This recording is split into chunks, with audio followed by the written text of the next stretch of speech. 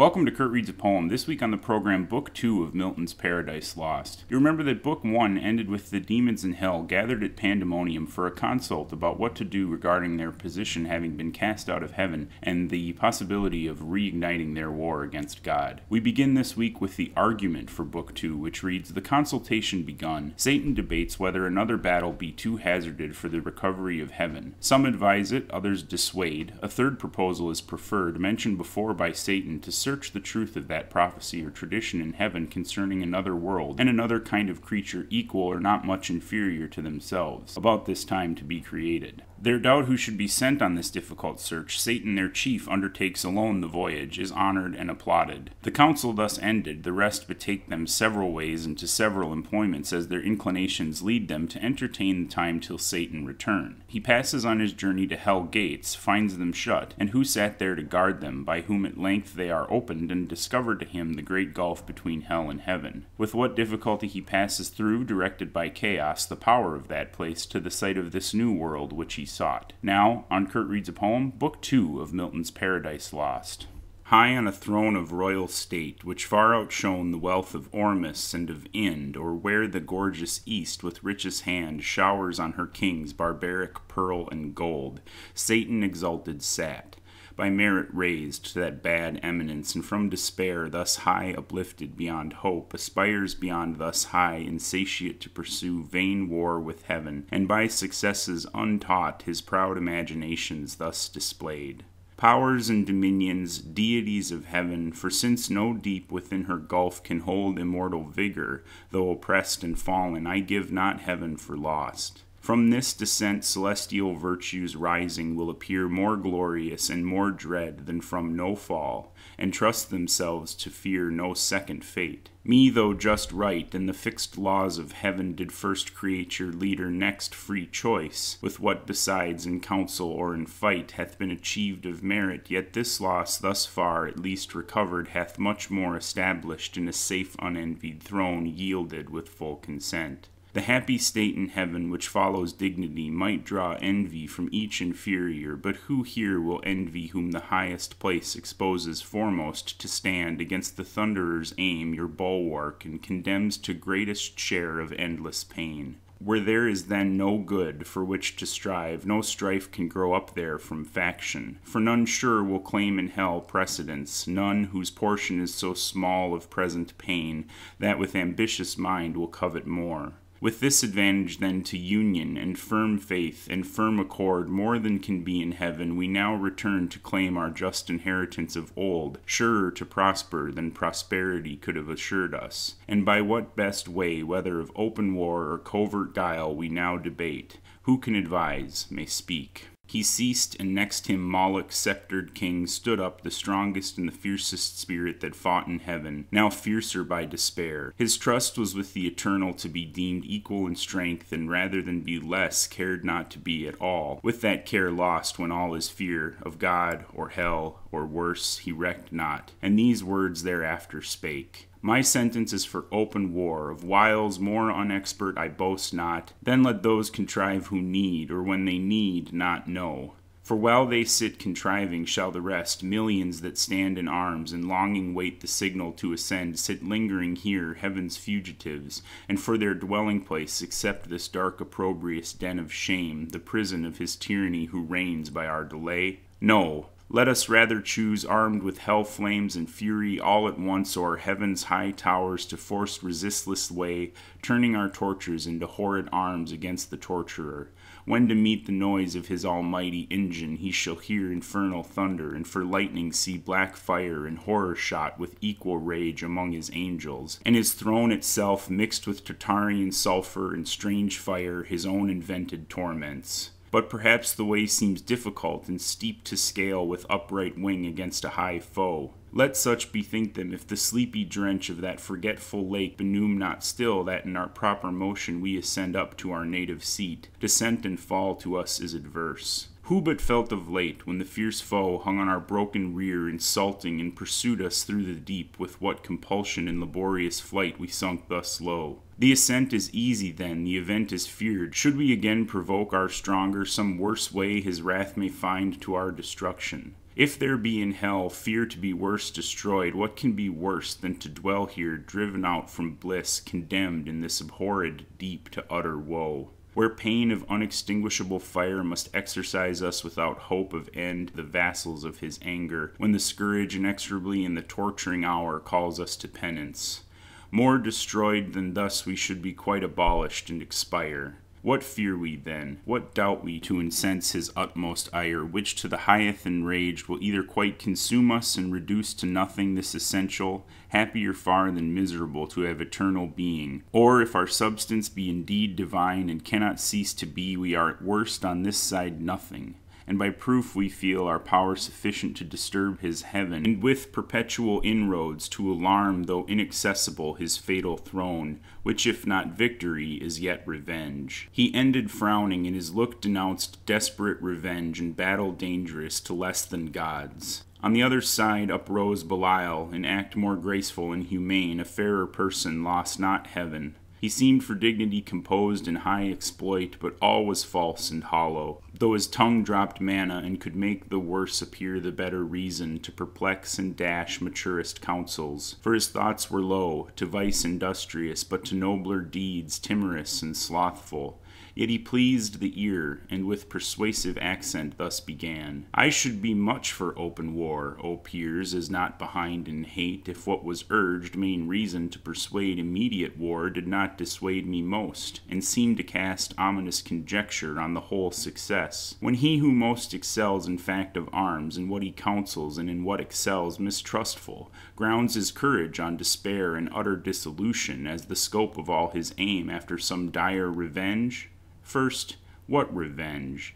The towers of heaven are filled with armed watch that render all access impregnable. Oft on the bordering deep encamp their legions, or with obscure wing scout far and wide into the realm of night, scorning surprise. Or could we break our way by force, and at our heels all hell should rise with blackest insurrection to confound heaven's purest light, yet our great enemy, all corruptible, would on his throne sit unpolluted, and the ethereal mold incapable of stain would soon expel her mischief and purge off the baser fire victorious. Thus repulsed, our final hope is flat despair.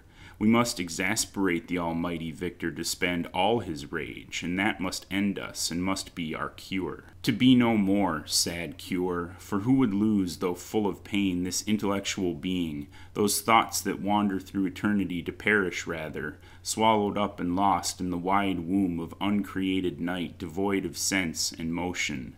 And who knows, let this be good, whether our angry foe can give it or ever will. How he can is doubtful, that he never will is sure. Will he, so wise, let loose at once his ire, belike through impotence or unaware, to give his enemies their wish, and end them in his anger, whom his anger saves to punish endless? Wherefore cease we then?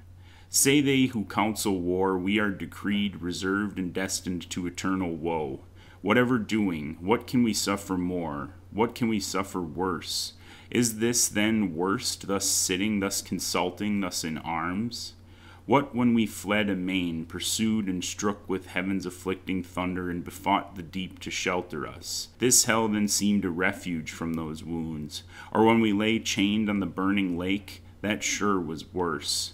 What if the breath that kindled those grim fires awaked should blow them into sevenfold rage and plunge us in the flames, and from above should intermitted vengeance arm again his red right hand to plague us? What if all her stores were opened, and this firmament of hell should spout her cataracts of fire, independent horrors, threatening hideous fall one day upon our heads, while we perhaps, designing or exhorting glorious war, caught in a fiery tempest, shall be hurled each on his rock transfixed, the sport and prey of racking whirlwinds, or forever sunk under yon boiling ocean, wrapped in chains, there to converse with everlasting groans, unrespited, unpitied, unreprieved, ages of hopeless end.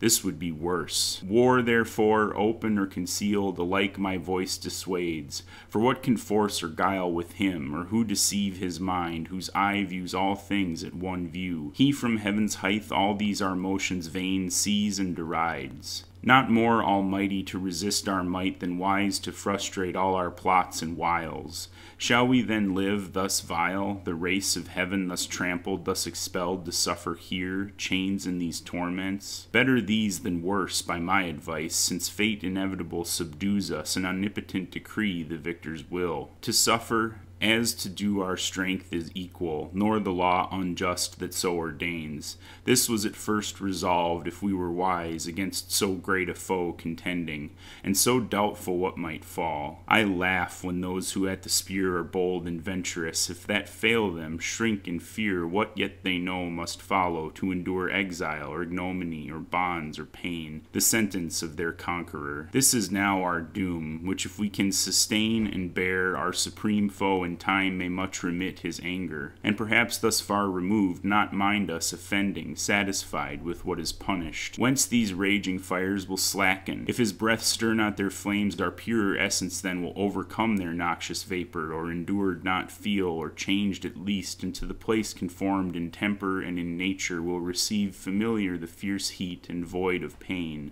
This horror will grow mild, this darkness light. Besides, what hope the never-ending flight of future days may bring, what chance, what change worth waiting, since our present lots appear for happy though but ill, for ill not worse, if we procure not to ourselves more woe. Thus Belial, with words clothed in reason's garb, counseled ignoble ease and peaceful sloth, not peace. And after him thus Mammon spake. Either to disenthrone the King of Heaven we war, if war be best, or to regain our own right lost. Him to unthrone we then may hope, when everlasting fate shall yield to fickle chance, and chaos judge the strife. The former vain to hope argues as vain the latter. For what place can be for us within heaven's bounds, unless heaven's Lord supreme we overpower? Suppose he should relent and publish grace to all on promise made of new subjection, with what eyes could we stand in his presence humble and receive strict laws imposed to celebrate his throne with warbled hymns, and to his Godhead sing forced hallelujahs, while he lordly sits our envied sovereign, and his altar breathes ambrosial odors, and ambrosial flowers our servile offerings. This must be our task in heaven, this our delight. How wearisome eternity so spent in worship paid to whom we hate. Let us not then pursue by force impossible, by leave obtained unacceptable, though in heaven our state of splendid vassalage, but rather seek our own good from ourselves, and from our own live to ourselves, though in this vast recess free, and to none accountable, preferring hard liberty before the easy yoke of servile pomp. Our greatness will appear then most conspicuous, when great things of small, useful of hurtful, prosperous of adverse we can create, and in what place soe'er thrive under evil, and work ease out of pain through labor and endurance. This deep world of darkness do we dread? How oft amidst thick clouds and dark doth heaven's all-ruling Sire choose to reside, his glory unobscured, and with the majesty of darkness round covers his throne, from whence deep thunders roar, mustering their rage, and heaven resembles hell. As he our darkness, cannot we his light imitate when we please? This desert soil wants not her hidden luster, gems and gold, nor want we skill or art from whence to raise magnificence. And what can heaven show more? Our torments also may in length of time become our elements. These piercing fires, as soft as now severe, our temper changed into their temper, which must needs remove the sensible of pain. All things invite to peaceful counsels in the settled state of order, how in safety best we may compose our present evils, with regard of what we are and where, dismissing quite all thoughts of war. Ye have what I advise. He scarce had finished when such murmur filled the assembly, as when hollow rocks retain the sound of blustering winds, which all night long had roused the sea, now with hoarse cadence lull seafaring men o'erwatched, whose bark by chance or panache anchors in a craggy bay after the tempest. Such applause was heard as Mammon ended, and his sentence pleased, advising peace, for such another field they dreaded worse than hell. So much the fear of thunder and the sword of Michael wrought still within them, and no less desire to found this nether empire, which might rise by policy in long process of time and emulation opposite to heaven. Which then Beelzebub perceived, than whom Satan except none higher sat, with grave aspect he rose, and in his rising seemed a pillar of state. Deep in his front engraven deliberation sat in public care, and princely counsel in his face yet shone, majestic though in ruin.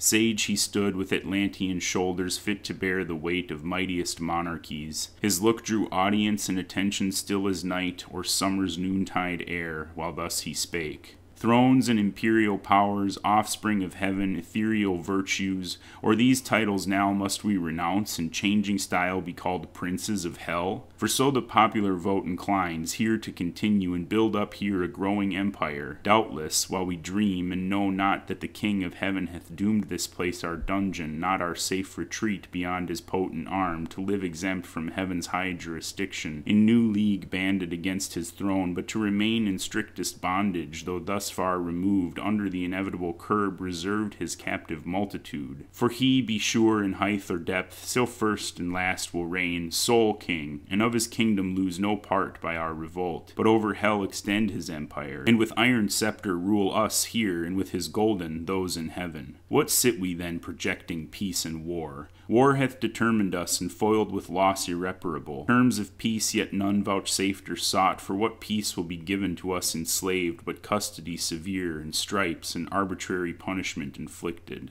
And what peace can we return but to our power hostility and hate, untamed reluctance and revenge, though slow, yet ever plotting how the conqueror least may reap his conquest, and may least rejoice in doing what we most in suffering feel? Nor will occasion want, nor shall we need with dangerous expedition to invade heaven, whose high walls fear no assault or siege or ambush from the deep. What if we find some easier enterprise?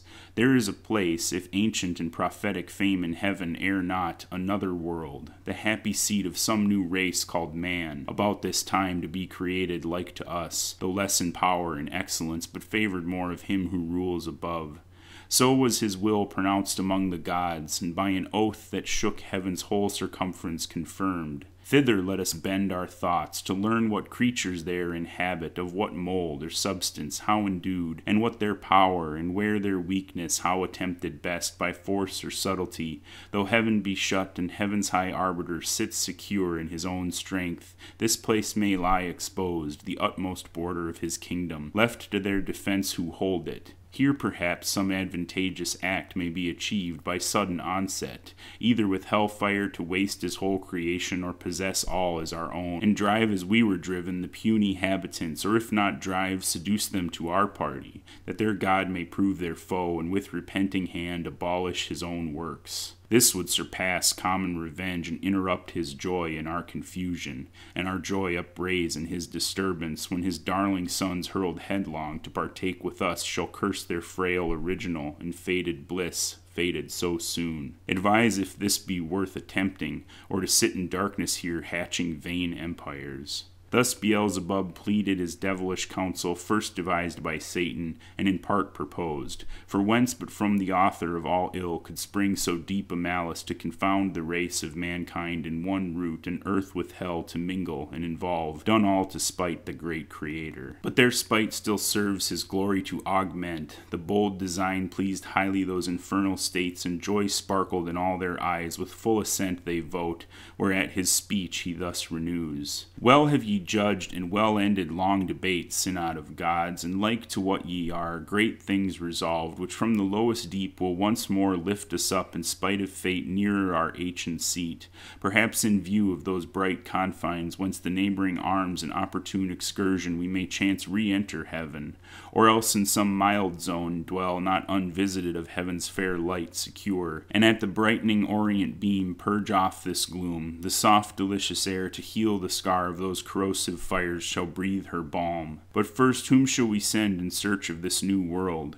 Whom shall we find sufficient? Who shall tempt with wandering feet the dark unbottomed infinite abyss, and through the palpable obscure find out his uncouth way, or spread his airy flight upborne with indefatigable wings over the vast abrupt, ere he arrive the happy isle? What strength, What art can then suffice, or what evasion bear him safe through the strict sentries and stations thick of angels watching round? Here he had need all circumspection, and we now no less choice in our suffrage, for on whom we send the weight of all in our last hope relies. This said, he sat, and expectation held his look suspense, awaiting who appeared to second or oppose or undertake the perilous attempt, but all sat mute, pondering the danger with deep thoughts, and each in other's countenance read his own dismay, astonished. None among the choice and prime of those heaven-warring champions could be found so hardy as to proffer or accept alone the dreadful voyage, till at last Satan, whom now transcendent glory raised above his fellows with monarchical pride, conscious of highest worth, unmoved, thus spake: O progeny of heaven, imperial thrones, with reason hath deep silence and demur seized us, though undismayed. Long is the way and hard that out of hell leads up to light. Our prison strong,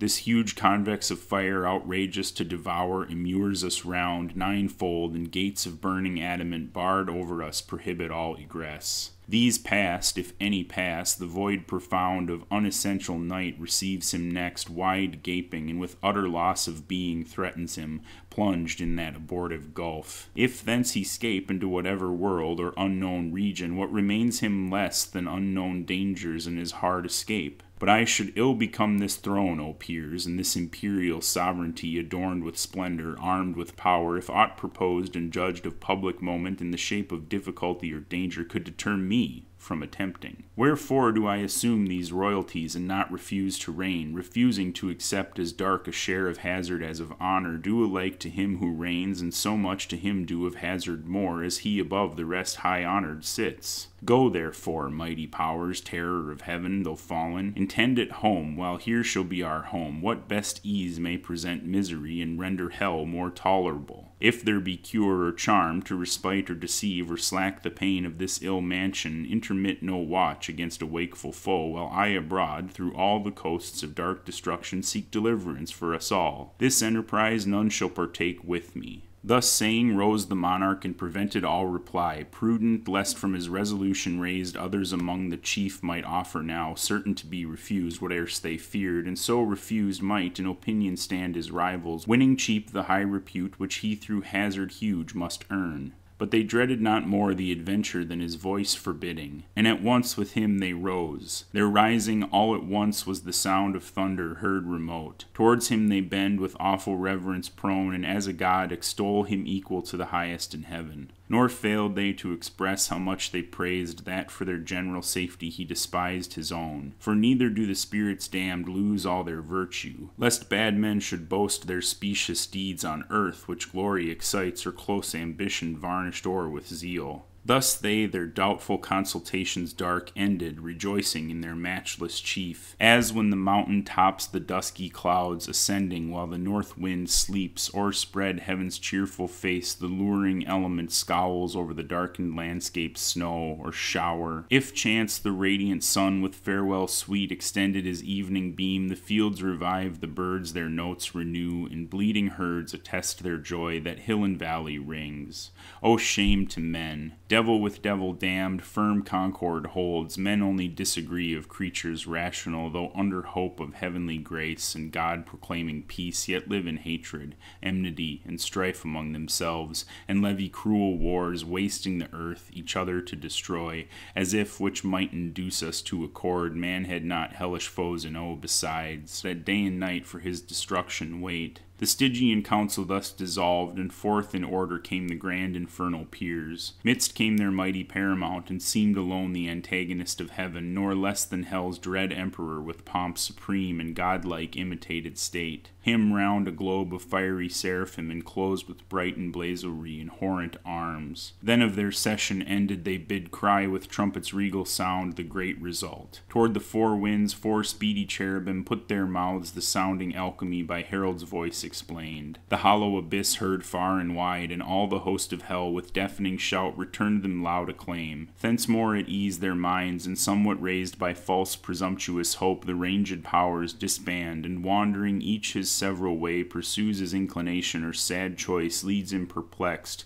where he may likeliest find truce to his restless thoughts, and entertain the irksome hours till his great chief return. Part on the plain or in the air sublime upon the wing, or in swift race contend as at the Olympian games or Pythian fields, part curb their fiery steeds, or shun the goal with rapid wheels, or fronted brigands form. As when to warm proud cities war appears waged in the troubled sky, and armies rush to battle in the clouds, before each van prick forth the airy knights, and couch their spears till thickest legions close. With feats of arms from either end of heaven the welkin burns. Others with vast Typhonian rage more fell, rend up both rocks and hills, and ride the air in whirlwind. Health scarce holds the wild uproar. As when Alcides from Ochalia, crowned with conquest, felt the envenomed robe, and tore through pain up by the roots Thessalian pines, and Lycus from the top of Oeta threw into Iobic sea. Others more mild, retreated in a silent valley, sing with notes angelic to many a harp their own heroic deeds and hapless fall by doom of battle, and complain that fate free virtue should enthrall or force or chance. Their song was partial, but the harmony, what could it less when immortal spirits sing, suspended hell and took with ravishment the thronging audience. In discourse more sweet for elegance the soul, song charms the sense, others apart sat on a hill retired, in thoughts more elevate and reasoned high of providence, foreknowledge, will, and fate, fixed fate, free will, foreknowledge absolute, and found no end in wandering mazes lost. Of good and evil much they argued then, of happiness and final misery, passion and apathy, and glory and shame, vain wisdom all, and false philosophy. Yet with a pleasing sorcery could charm pain for a while, or anguish, or excite fallacious hope, or arm the obdurate breast with stubborn patience as with triple steel. Another part in squadrons and gross bands on bold adventure to discover wide that dismal world, if any clime perhaps might yield them easier habitation, bend 4 ways their flying march along the banks of 4 infernal rivers that disgorge into the burning lake their baleful streams. Abhorred Styx, the flood of deadly hate, sad Acheron of sorrow, black and deep Cocytus, named of lamentation, loud heard on the rueful stream, fierce Phlegethon, whose waves of torrent fire inflame with rage. Far off from these a slow and silent stream, Lethe, the river of oblivion, rolls her watery labyrinth, whereof who drinks forthwith his former state and being forgets both joy and grief, pleasure and pain. Beyond this flood a frozen continent lies dark and wild, beat with perpetual storms of whirlwind and dire hail, which on firm land thaws not, but gathers heap and ruin seams of ancient pile. All else deep snow and ice, a gulf profound as that Serbonian bog betwixt Dematia and Mount Cassius old, where armies whole have sunk, the parching air burns frore, and cold performs the effect of fire. Thither by harpy-footed furies healed, at certain revolutions all the damned are brought,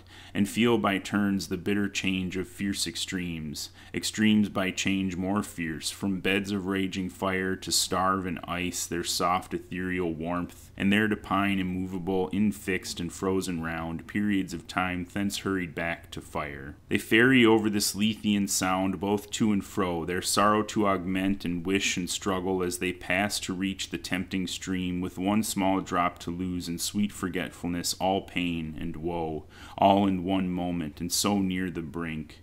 But fate withstands, and to oppose the attempt, Medusa with Gorgonian terror guards the ford, and of itself the water flies all taste of living white, as once it fled the lips of Tantalus. Thus roving on in confused march forlorn, the adventurous bands with shuddering horror pale, and eyes aghast, viewed first their lamentable lot, and found no rest. Through many a dark and dreary vale they passed, in many a region dolorous, over many a frozen, many a fiery Alp, rocks, caves, lakes, fens, bogs, dens, and shades of death. A universe of death, which God by curse created evil, for evil only good, where all life dies, death lives, and nature breeds perverse, all monstrous, all prodigious things abominable, inutterable, and worse than fables yet have feigned or fear conceived, gorgons and hydras and chimeras dire. Meanwhile, the adversary of God and man, Satan, with thoughts inflamed of highest design, puts on swift wings and towards the gates of hell explores his solitary flight. Sometimes he scours the right-hand coast, sometimes the left, now shaves with level wing the deep, then soars up the fiery concave towering high. As when far off at sea a fleet descried hangs on the clouds by equinoctial winds, close sailing from Bengala, or the isles of Ternate and Tidore where merchants bring their spicy drugs.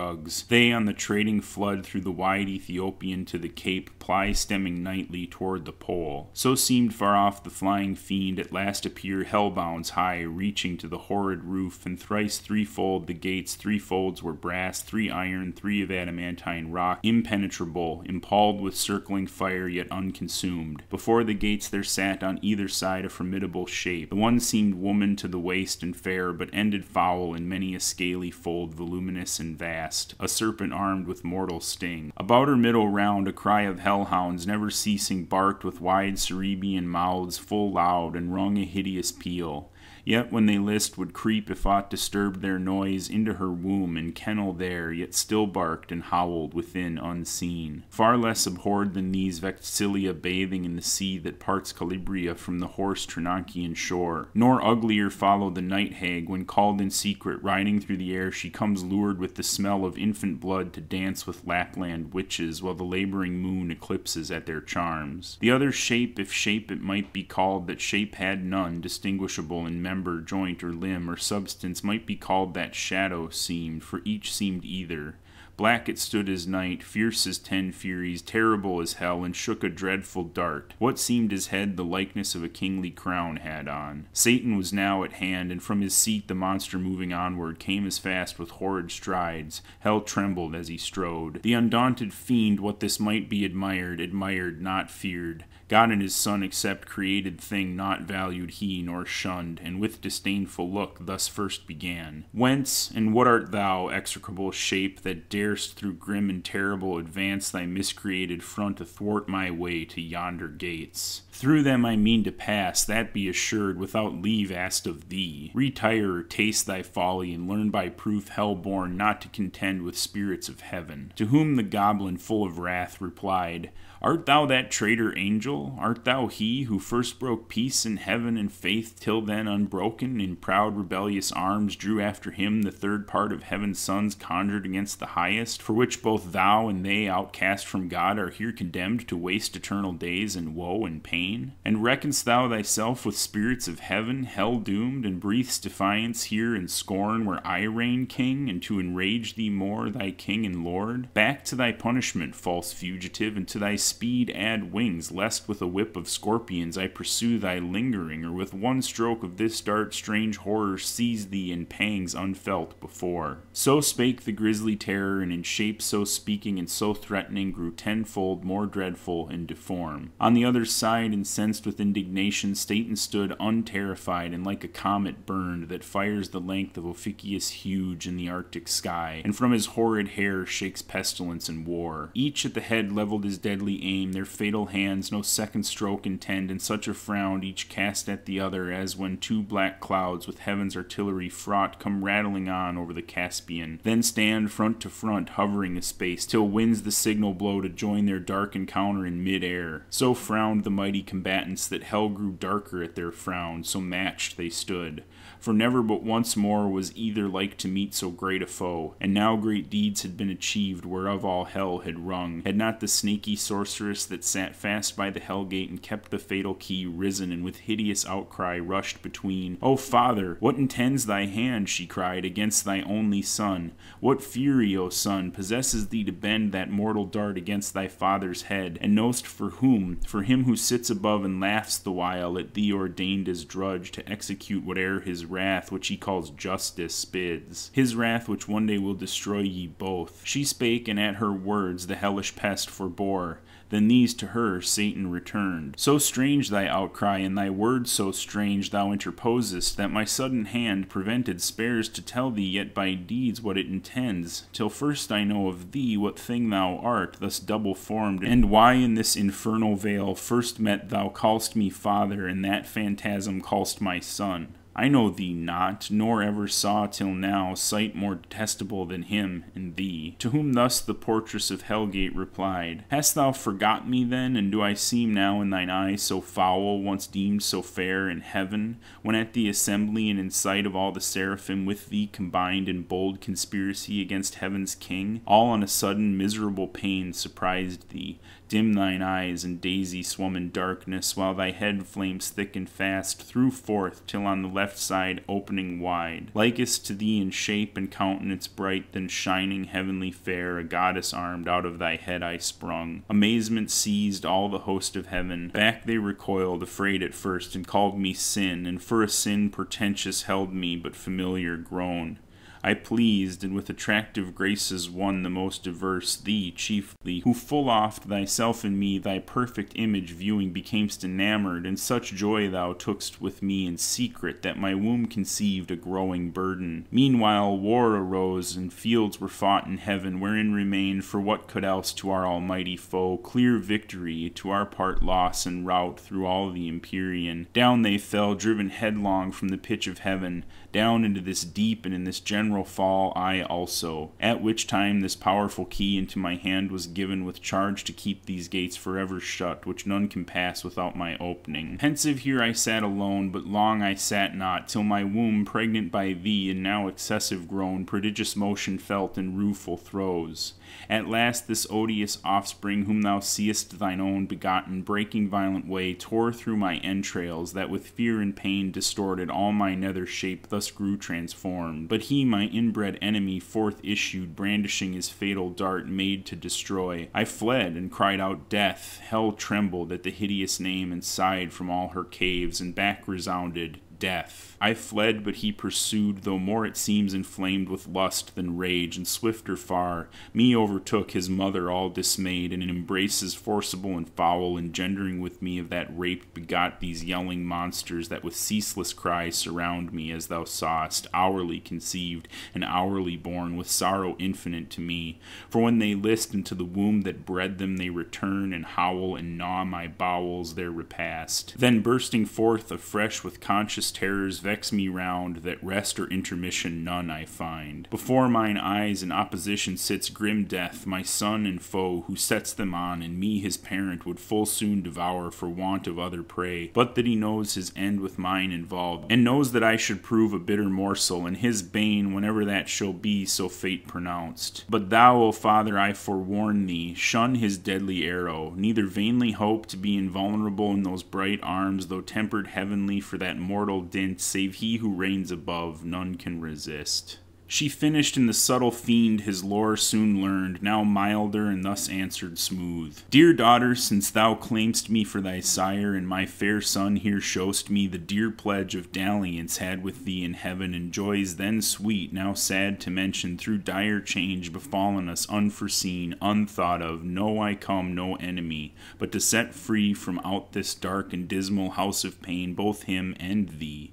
and all the heavenly host of spirits that in our just pretenses armed fell with us from on high. From them I go, this uncouth errand soul, and one for all myself expose, with lonely steps to tread the unfounded deep, and through the void immense to search with wandering quest, and place foretold should be, and by concurring signs ere now created vast and round, a place of bliss in the purlieus of heaven, and therein placed a race of upstart creatures to supply perhaps our vacant room, though more removed, lest heaven surcharged with potent multiple might hap to move new broils. Be this or aught than this more secret now designed, I haste to know, and this once known shall soon return, and bring ye to the place where thou and death shall dwell at ease, and up and down unseen wing silently the buxom air embalmed with odors. There ye shall be fed and filled immeasurably, all things shall be your prey. He ceased, for both seemed highly pleased, and death grinned horrible a ghastly smile to hear his famine should be filled, and blessed his maw destined to that good hour.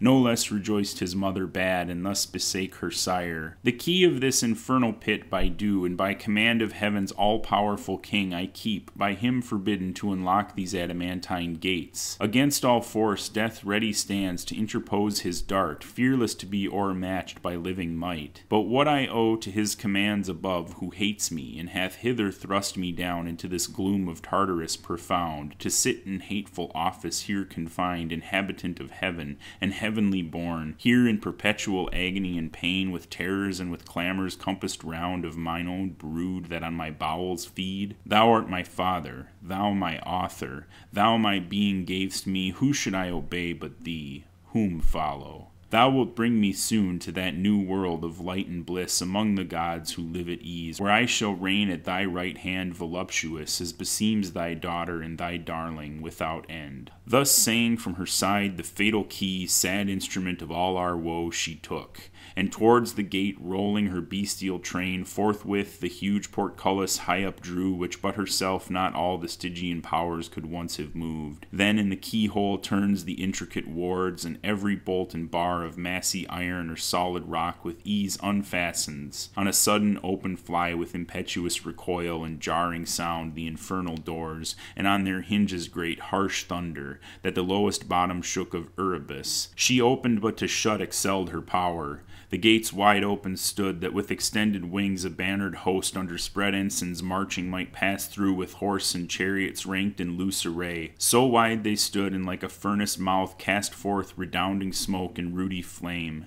Before their eyes in sudden view appeared the secrets of the hoary deep, a dark, illimitable ocean without bound, without dimension, where length, breadth, and height, and time and place are lost, where eldest night and chaos, ancestors of nature, hold eternal anarchy amidst the noise of endless wars, and by confusion stand. For hot, cold, moist, and dry, four champions fierce strive here for mastery, and to battle bring their embryon atoms. They around the flag of each his faction, and their several clans, light-armed or heavy, sharp, smooth, swift or slow, swarm populous, unnumbered as the sands of Barca or Cyrene's torrid soil, levied to side with warring winds and poise their lighter wings. To whom these most adhere he rules a moment. Chaos, umpire, sits, and by decision more embroils the fray by which he reigns. Next him higher arbiter, chance, governs all. Into this wild abyss, the womb of nature, and perhaps her grave, of neither sea, nor shore, nor air, nor fire, but all these in their pregnant causes mixed confusedly, in which thus must ever fight, unless the Almighty Maker them ordain his dark materials to create more worlds. Into this wild abyss the wary fiend stood on the brink of hell and looked awhile,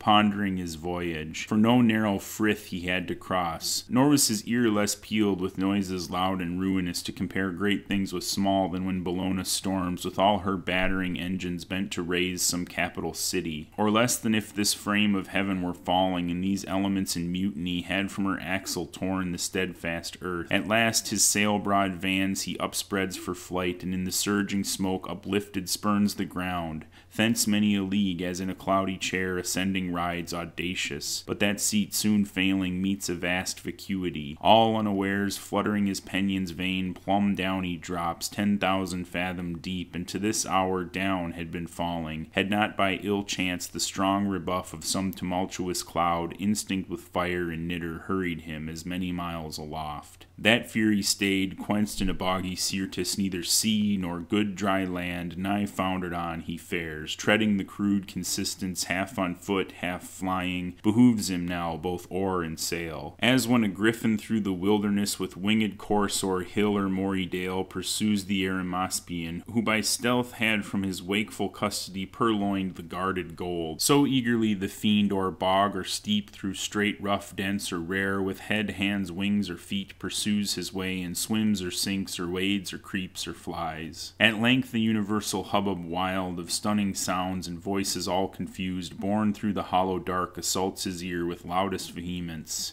Thither he plies, undaunted, to meet there whatever power or spirit of the nethermost abyss might in that noise reside, of whom to ask which way the nearest coast of darkness lies, bordering on light. When straight behold the throne of chaos, and his dark pavilion spread wide on the wasteful deep. With him enthroned sat sable-vested Night, eldest of things, the consort of his reign, and by them stood Orcus and Ades, and the dreadful name of Demogorgon, rumor next, and chance, and tumult and confusion, all embroiled in discord with 1,000 various mouths. To whom Satan turning boldly thus, Ye powers and spirits of this nethermost abyss, chaos and ancient night, I come no spy with purpose to explore or disturb the secrets of your realm, but by constraint wandering this darksome desert as my way lies through your spacious empire up to light. Alone and without guide, half lost, I seek what readiest path leads where your gloomy bounds confine with heaven, or if some other place from your dominion won the ethereal king possesses lately, thither to arrive I travel this profound. Direct my course. Directed, no mean recompense it brings to your behoof if I that region lost, all usurpation thence expelled, reduced to her original darkness and your sway, which is my present journey, and once more erect the standard there of ancient night. Yours be the advantage all, mine the revenge. Thus Satan, and him thus the anarch old, with faltering speech and visage incomposed, answered, I know thee, stranger, who thou art, that mighty leading angel who of late made head against heaven's king, though overthrown.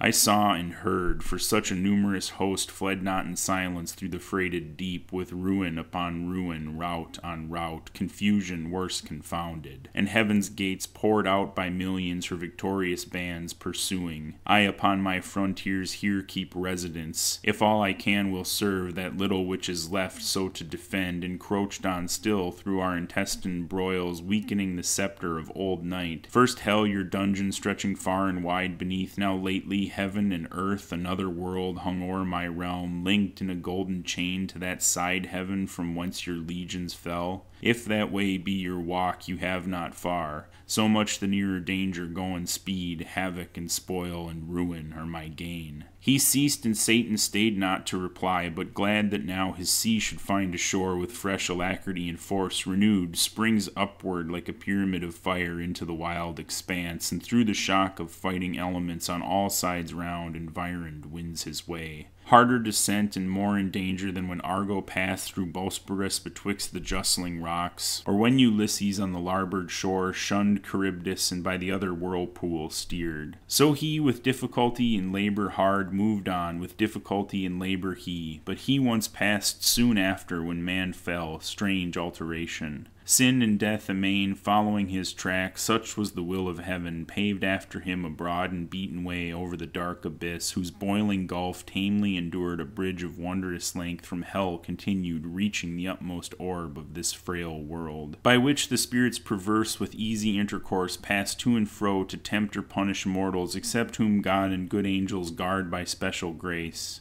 But now at last the sacred influence of light appears, and from the walls of heaven shoots far into the bosom of dim night a glimmering dawn. Here nature first begins her farthest verge, and chaos to retire as from her outmost works a broken foe with tumult less and with less hostile din, that Satan with less toil and now with ease wafts on the calmer wave by dubious light, and like a weather-beaten vessel holds gladly the port, those shrouds and tackle torn, or in the emptier waste resembling air weighs his spread wings at leisure to behold far off the imperial heaven extended wide in circuit, undetermined square around, with opal towers and battlements adorned of living sapphire, once his native seat. And fast by, hanging on a golden chain, this pendant world, in bigness as a star of smallest magnitude, close by the moon, thither full fraught with mischievous revenge, accursed and in cursed hour he hies.